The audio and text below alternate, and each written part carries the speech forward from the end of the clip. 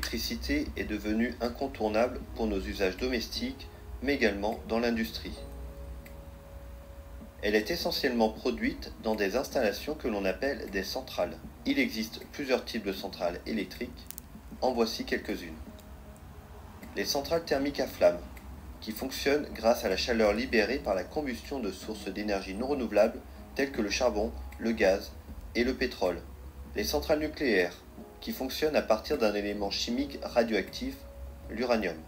Les centrales hydroélectriques, qui utilisent la force de chute de l'eau.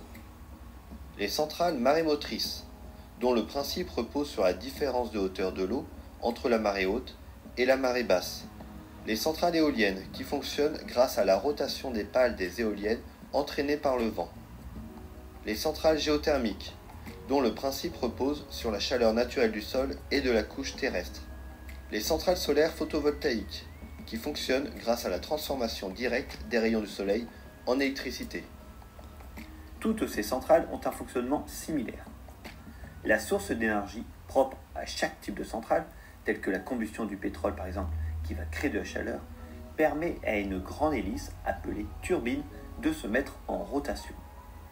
L'énergie mécanique qu'elle libère va entraîner un alternateur.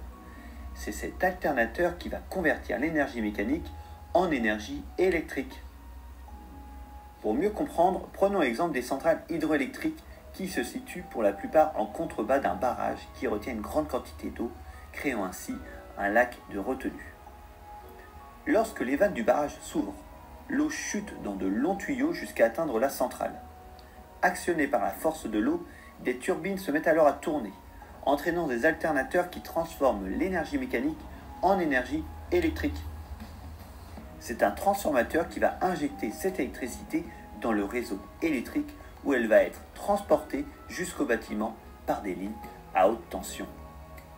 Qu'elle soit thermique, nucléaire, hydraulique, éolienne, une centrale électrique est un convertisseur d'énergie qui est constitué d'une turbine et d'un alternateur